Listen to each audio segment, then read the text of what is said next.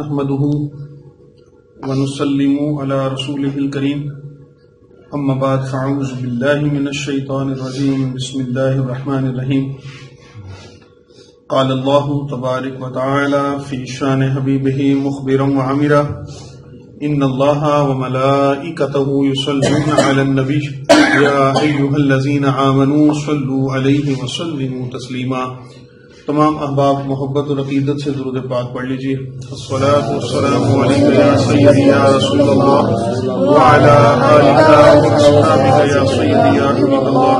الصلاۃ والسلام علیک یا سیدی یا حبیب اللہ وعلی آلک واصحابک یا سیدی یا نور اللہ۔ عزیزان گرامی، السلام علیکم ورحمۃ اللہ وبرکاتہ۔ اللہ جل مجدہ الکریم کا بے حد و بے حساب شکر ہے کہ اس نے ہمیں روزہ رکھنے کی اور اب مسجد میں نماز فجر ادا کرنے کی توفیق عطا فرمائی، اور اتنی بے بہا جو رحمتیں اور برکتیں جو ہم پر اللہ تبارک و تعالی نازل فرما رہے ہیں، تو بے شک ہر سانس کے ساتھ ہمیں اللہ تبارک و تعالیٰ کا شکر ادا کرنا چاہیے، اور بے حد اور بے حساب درود پاک آقا کریم رؤوف الرحیم صلی اللہ علیہ وآلہ وسلم کی ذات اقدس پر، کہ جن کی وجہ سے یہ ساری بہاریں ہیں، جن کی وجہ سے ہمیں اللہ تبارک و تعالیٰ کی یہ رحمتیں مل رہی ہیں اور ہمیں بخشش اور نجات کا ایک آسرا اور امید ہے۔ آج اس درس قرآن کی نشست میں انشاءاللہ ہم سورۃ الاعراف کا 5واں رکوع تلاوت کریں گے اور اس کو ہم سمجھنے کی کوشش کریں گے۔ اللہ کریم کا ارشاد پاک ہے، ان الذین کذبوا بآیاتنا واستکبروا عنہا لا تفتح لهم ابواب السماء ولا يدخلون الجنة حتى یلج الجمل فی السم الخیاط وکذلک نجزی المجرمین۔ اور جن لوگوں نے ہماری آیتوں کو جھٹلایا اور تکبر کیا، ان سے سرتابی کی، ان کے لیے نہ آسمان کے دروازے کھولے جائیں گے اور نہ ہی وہ کبھی جنت میں داخل ہوں گے، یہاں تک کہ اونٹ سوئی کے ناکے میں سے نہ نکل جائے۔ اور مجرمین کو، گناہگاروں کو ہم ایسی ہی سزا دیا کرتے ہیں۔ اس آیت مقدسہ میں اللہ تبارک و تعالی نے کفار کا، مشرکین کا، غیر مسلموں کا ہر طرح سے رد کیا ہے کہ ان لوگوں کے لیے کسی صورت بھی آسمان کے دروازے نہیں کھولے جائیں گے، یہ لوگ کبھی جنت میں داخل نہیں ہو سکیں گے، اور مثال دے کر ایک دنیاوی عقل کو سمجھانے کی کوشش کی کہ اس وقت تک کہ اونٹ سوئی کے نکے میں سے نہ گزر جائے۔ اب نہ اونٹ سوئی کے نکے میں سے گزر سکتا ہے اور نہ ہی کوئی کافر جو ہے وہ جنت میں جا سکتا ہے۔ یعنی جب کوئی ایک ناممکن سی بات کرنی ہو کہ یہ ممکن ہی نہیں، حالانکہ اللہ کی ذات کے لیے سب ممکن ہے۔ بے شک وہ تو خالق کائنات ہے، بے شک وہ تو سب کو ہی بنانے والا ہے، لیکن کافروں کے بارے میں بڑا سخت اصول ہے کہ جو کوئی نبی پاک صلی اللہ علیہ وآلہ وسلم کی اطاعت نہیں کرے گا، غلامی میں نہیں آئے گا، کلمہ نہیں پڑھے گا، تو چاہے وہ کتنا ہی اچھا کیوں نہ ہو جائے، چاہے وہ کتنا ہی رحم دل کیوں نہ ہو جائے، چاہے وہ کتنے ہی خیرات کرنے والا کیوں نہ ہو، چاہے وہ کتنی ہی ایک اچھے اخلاق کا مظاہرہ کرنے والا کیوں نہ ہو، وہ جنت میں نہیں جا سکتا۔ بعض ہمارے دوستوں کو یہ خیال گزرتا ہے اور ان کے دل میں کچھ یہود و نصارہ کے لیے محض اس وجہ سے ہمدردی جاگ جاتی ہے کہ جی وہ تو بڑی خیرات کرنے والے ہیں، وہ تو بڑے بڑے اچھے عمل کرنے والے ہیں، ان کی زندگیاں دیکھ لیں اور ہماری زندگیاں دیکھ لیں۔ موازنہ کرتے ہیں ایک مسلمان کا کسی کافر کے ساتھ۔ مسلمان گناہگار ہو سکتا ہے لیکن کبھی جنت کی امید سے رہ نہیں سکتا، اس کو پھر امید ہے، اور اللہ اپنے فضل سے ہر کلمہ گو کو انشاءاللہ بخش لے گا، یہ ہمارا گمان ہے۔ ہاں، جو ہماری بدعمالیاں ہیں، جو ہماری بد اخلاقیاں ہیں، جو معاشرتی گراوٹ، اخلاقی گراوٹ ہم میں آ گئی ہے، اس کا خمیازہ ہم دنیا میں ہی سختیوں کی صورت میں بھگت رہے ہیں، ہم ظالم حکمرانوں کی صورت میں بھگت رہے ہیں، ہم اپنی اس جو ہے وہ ایک بے برکتی کا سا سما ہے، خود ساختہ قسم کی مہنگائی ہے، بڑی ساری مشکلات ہیں، پریشانیاں ہیں.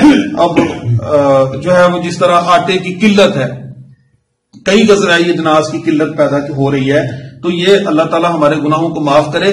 ہماری بدعمالیوں کی وجہ سے دنیا میں یہ سب کچھ آ رہا ہے. ایک حدیث پاک میں نے پڑھا تھا جس کا مفہوم ہے کہ دنیا میں زلزلے آتے ہیں اور سیلاب آتے ہیں، کچھ اس طرح کی جو آسمانی آفتیں ہیں وہ آتی ہیں، تو اللہ تبارک و تعالیٰ اس کے ذریعے بھی مسلمانوں کو دنیا میں سزا دے کے معاف کر دیتا ہے. مفہوم حدیث ہے کہ یہ اس لیے بھی ہے کہ مسلمان دنیا میں بھگت لیں، لیکن جو کافروں کی زندگی بڑی شہانہ ہو جائے، وہ ان کو جو ان کے اچھائی کے کام ہیں ان کا صلہ بھی اللہ ان کو دنیا میں دے رہا ہے کہ وہ دنیا میں ایک بڑی عیش و عشرت والی زندگی بسر کر رہے ہیں. تو اس حوالے سے میں آپ کو بتاؤں کہ بخاری شریف میں حدیث پاک آئیں اور اس میں 1338 نمبر پر ایک بخاری شریف میں حدیث پاک آئی کہ جب قبر میں رکھ دیا جاتا ہے اور گھر والے لوٹ جاتے ہیں اس کو چھوڑ کے لوٹ جاتے ہیں، تو پھر کیا ہوتا ہے کہ وہ ان کے قدموں کی چاپ سن رہا ہوتا ہے کہ اب لوگ چھوڑ کے جا رہے ہیں. پھر دو فرشتے اس کو اٹھا کے بٹھاتے ہیں اور پھر نبی پاک صلی اللہ علیہ وآلہ وسلم کے حوالے سے سوال کرتے ہیں. بعض روایات میں 3 سوال ہیں، من ربو کا ما دینوں کا، اور تیسرا سوال ما کنت تقول فی حقہ ھذا الرجل، نبی پاک صلی اللہ علیہ وآلہ وسلم کے بارے میں پوچھا جاتا ہے کہ تمہارا ان کے بارے میں کیا عقیدہ تھا. تو بخاری شریف میں 1338 نمبر پر جو حدیث پاک ہے اس میں ایک ہی سوال کا جو ہے وہ اس میں لکھا ہے.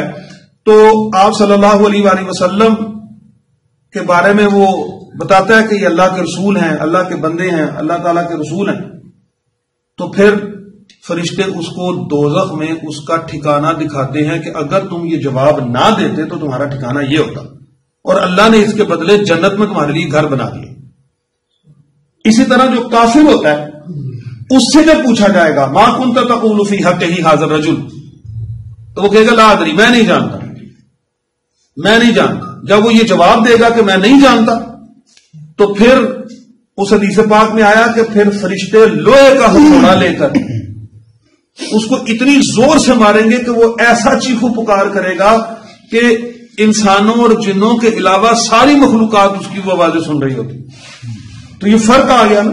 ابھی اعمال کا سارا جو معاملہ ہے وہ حشر میں جا کے ہوگا، ابھی وہ حشر میں جا کے سارا معاملہ ہوگا. لیکن وہاں کیا ہوگا کہ صرف اس ایک سوال پر کہ نبی پاک صلی اللہ علیہ وآلہ وسلم کو تم پہچانتے ہو کہ نہیں، ان کا کلمہ دنیا میں پڑھا تھا کہ نہیں. تو جس نے کلمہ پڑھا ہوگا وہ راحت اور سکون میں آ جائے گا، اور جس نے آقا کریم صلی اللہ علیہ وآلہ وسلم کا کلمہ دنیا میں نہیں پڑھا وہ پہچان بھی نہیں رکھے گا. تو جب پہچان نہیں ہوگی تو اسی وقت فرشتے اس کو مارنا شروع کر دیں گے. تو اس طرح یہ ایسا نہیں ہے کہ جو ہے نا یہ لوگ کہیں مسلمانوں سے کسی صورت میں اچھے ہو سکتے ہیں، یا مسلمان ان کو جو ہے وہ آئیڈیالائز کریں اور ان کی تعریفیں کرتے پھرے. ہاں، اپنی بدعمالیوں کو ہمیں ٹھیک کرنا چاہیے، اپنے اعمال ہمیں درست کرنے چاہیے، وہ اسلام کی ساری اچھی باتیں ہمیں اپنانی چاہیے. جو بغیر کلمے کے وہ اپنا کے بیٹھے، اور آپ دیکھیں کہ وہ بغیر کلمے کے ان چیزوں کو اپنا کے بیٹھے تو ان کو کتنا فائدہ ہو رہا ہے، ان کو کتنی خوشحالی مل رہی ہے، کیسا ایک نظام انہوں نے بنایا. لیکن اگر ہم یہ الحمدللہ کلمہ کو مسلمان ہے، اگر ہم اپنی اس شریعت پر عمل کرنا شروع کر دیں تو مجھے بتائیں کتنا خوبصورت معاشرہ بن سکتا ہے، کتنا جو ہے وہ امن کا گہوارہ ہو سکتا ہے. اور اس ضمن میں ایک اور بات ہے کہ بخاری شریف میں ایک اور حدیث پاک آئی ہے کہ ہوتا یہ ہے کہ مسلمان پہاڑوں کے برابر بھی گناہ لے کر آئیں گے، پہاڑوں کے برابر گناہ لے کر آئیں گے، اور وہ یہودیوں اور عیسائیوں کے اوپر ڈال دیے جائیں گے. جیسے ایک حدیث پاک میں صحیح مسلم میں، یہ تو علامہ نووی رحمۃ اللہ تعالی علیہ نے اس کی شرح بیان کی ہے. صحیح مسلم میں امام قشیری رحمۃ اللہ علیہ سے حدیث پاک آئی، حضرت ابو موسیٰ اشعری رضی اللہ تعالیٰ عنہ روایت کرتے ہیں، آپ صلی اللہ علیہ وآلہ وسلم نے فرمایا ہر مسلمان کو ایک یہودی اور ایک نصرانی دیا جائے گا، اور یہ دوزخ کی آگ سے اس کا فدیہ ہوگا. وجہ یہ ہے کہ انہوں نے دنیا میں کلمہ ہی نہیں پڑھا، وجہ یہ ہے کہ انہوں نے دنیا میں قرآن کو مانا ہی نہیں. اللہ نے ان کو اتنی نعمتیں بھی عطا کی اتنے انعامات کیے لیکن وہ نہیں مانے. جب نہیں مانے تو پھر کیا ہوا کہ ان کو مسلمانوں کے عوض جہنم میں ڈالا جائے گا کہ مسلمان جتنا مرضی گناہگار ہو جائے, خطا کار ہو جائے, سیاہ کار اور بدکار ہو جائے, لیکن جب وہ کلمہ گو ہے تو اس کلمے کا اس کو اس وقت پتا چلے گا کہ اس کی قدر کیا ہے. وہ اللہ اور اللہ کے رسول صلی اللہ علیہ وسلم کو مان کر تو آیا, غافل رہا ہے, اللہ اس کو اپنے فضل سے معاف فرمائے گا. غافل تو وہ رہا ہے لیکن منکر نہیں رہا. غفلت کرنا اور چیز ہے, کوتاہی کرنا اور چیز ہے, اور سرے سے نہ ماننا اور انکار کر دینا اور چیز ہے. تو اسی طرح جو ہے وہ فرمایا کہ یہ ایسے لوگ ہوں گے یعنی جو دین سے بیزار ہوں گے, ان کو پھر وہاں جو ہے وہ سزا دی جائے گی ان کو کہ ان کو جہنم میں پھینک دیا. پھر اس میں فرمایا کہ آسمان کے دروازے جو ہیں نہ ان کے لیے وہ کھولے جائیں گے اور نہ ہی جو ہے وہ ان کے لیے جنت کے دروازے کھلیں گے.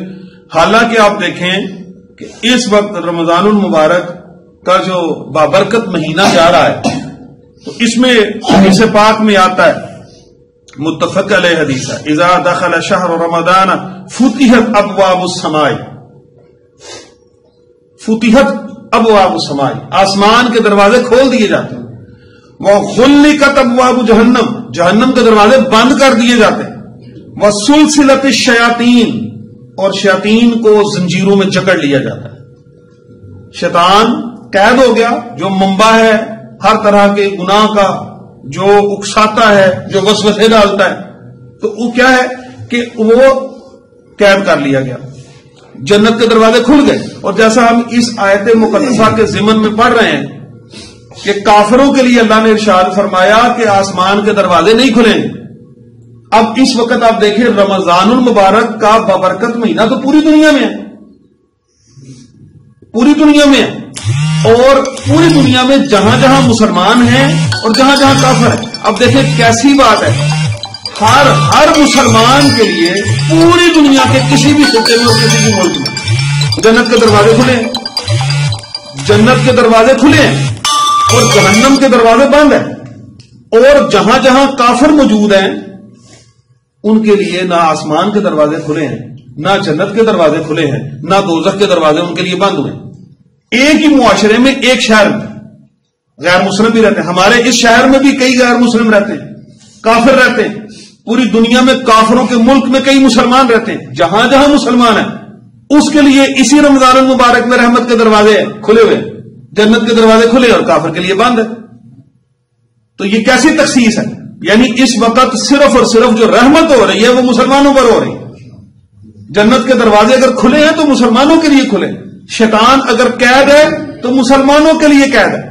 کافروں کے لیے تو آج بھی کھلا ہے.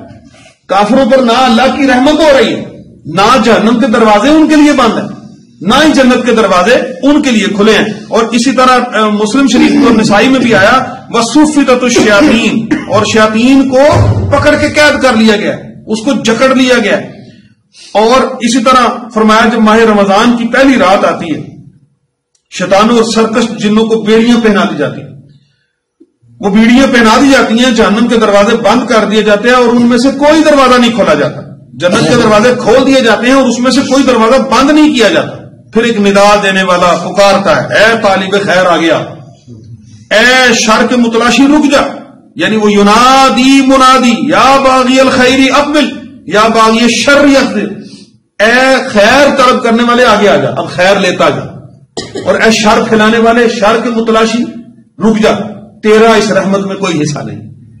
تو یہ وہ بات ہے کہ جہنم کے دروازے جو ہیں وہ اس وقت بند ہیں.